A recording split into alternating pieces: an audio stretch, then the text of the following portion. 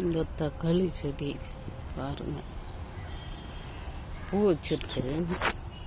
ஆனால் இதில் இந்த சக்கஸ் நட்டிலன்னு சொல்கிறீங்க, இதுவா இல்லை? அதை என்ன செய்யறது அதை சொல்லுங்கள். இந்த தக்காளி செடியும் அதுதான். ஒரே இதில் 2-3 கிளை பிரிஞ்சு பூவும் வச்சிருக்கு. எல்லா கிளையும் பூ இருக்கு. இந்த தக்காளி செடியும்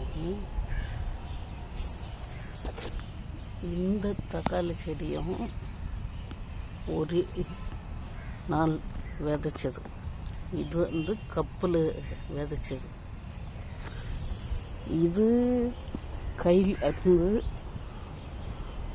எடுத்து விதைக்கும் போது இந்த தொட்டியில் விழுந்து முளைச்சிருச்சு. இந்த 2 தக்காளி செடி அதை எடுத்து நட்டு வச்சேன். ஆனால் இதனுடைய வளர்ச்சி, இந்த தக்காளி செடியினுடைய வளர்ச்சி எவ்வளோ வித்தியாசத்தை நம்மளுக்கு காட்டுது. அதே மாதிரி இந்த கத்திரி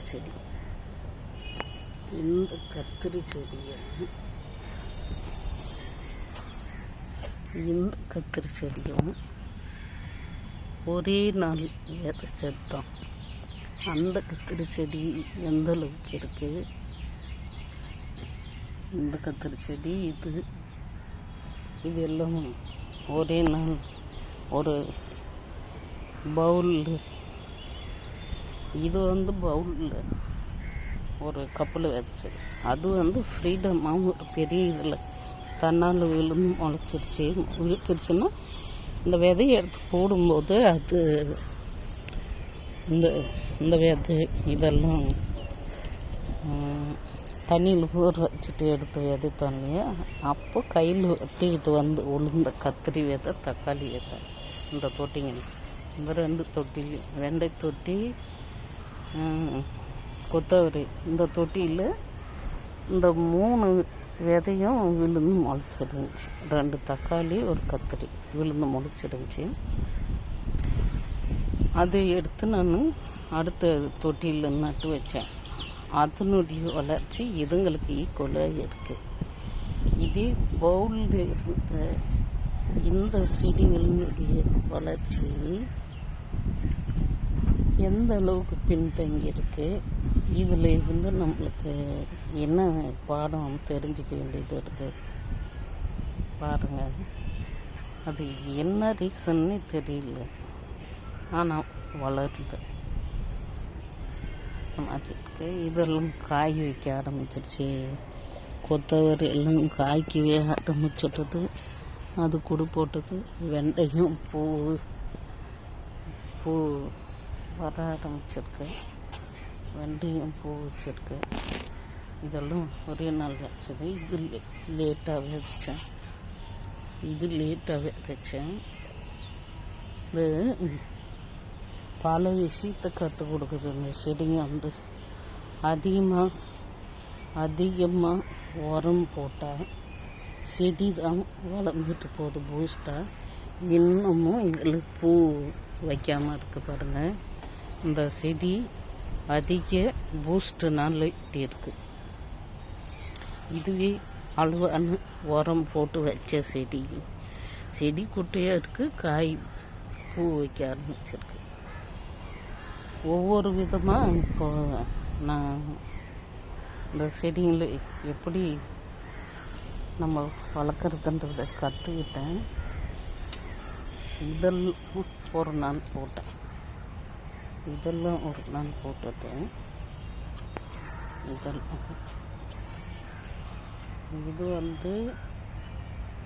இதுவும் பவுலில் போட்டது தான். இது எல்லாம் பவுலில் போட்டது தான். ஆனால் இது வேறு தனி கப்பு, இது தனியாக போட்டேன்.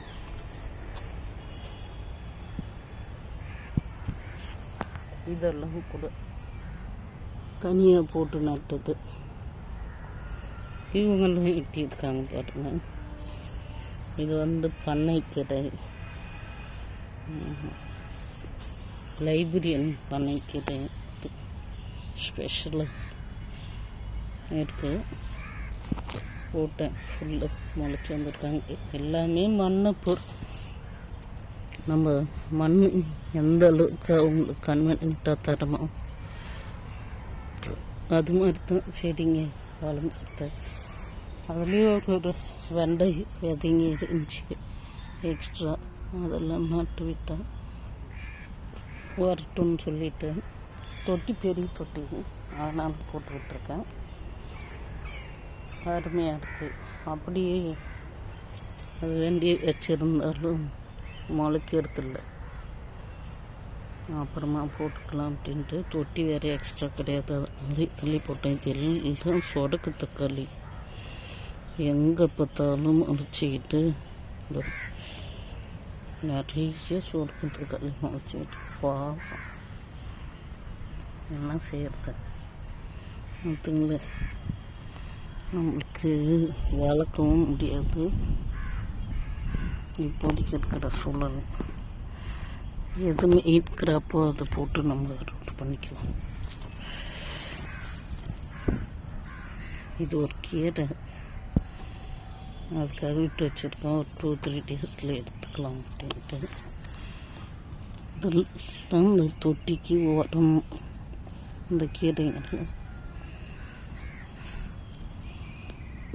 அரைக்கீரை விதைச்சி விட்டேன், ஒன்று கூட முளைக்கல. இது முள்ளங்கி, அங்கே ஒரு முள்ளங்கி இருக்குது. இதுலேயே 2 கத்திரி செடி, 2 வெண்டை செடி, 2 முள்ளங்கி செடி போட்டிருக்கேன். இதில் 2 தக்காளி செடி மட்டும்தான். இதுலேயும் 2 கத்திரி செடி மட்டும்தான். அதுலேயும் 2 மிளகாய் செடி, ஒரு முள்ளங்கி, ஒரு கத்திரிக்காய் இருக்குது.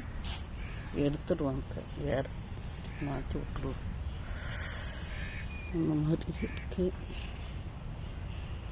இதுலேயும் முள்ளங்கி போட்டேன், இன்னும் வரல தெரியல. என்ன ரீசன் ஆச்சுன்னு தெரியல. போட்டு முளைக்க மாட்டேன்துங்க. நிறைய செடிங்க முளைக்காதன்று செடி முளைச்சிக்கிட்டு இருக்கு. ஓகே ஃப்ரெண்ட்ஸ், இந்த செடியோட பிரச்சனை என்னன்னு கேட்டிங்கன்னா, அதிகமாக உரம் போட்டதுனால செடி மட்டும் ஏக போஸ்ட்டாக பழுத்திருக்கு. இதெல்லாம் எப்போவே காய் வச்சுருக்கணும் போல இருக்குது. வெயிட் பண்ணுறேன், ஆனாலும் லேட் ஆகுது காய் வைக்கிறதுக்கு. 20-21 days 30 டேஸில் காய் பறிக்கிறாங்களாம். ஆனால் இது போட்டு 40-42 நாள் ஆகுது இப்போது.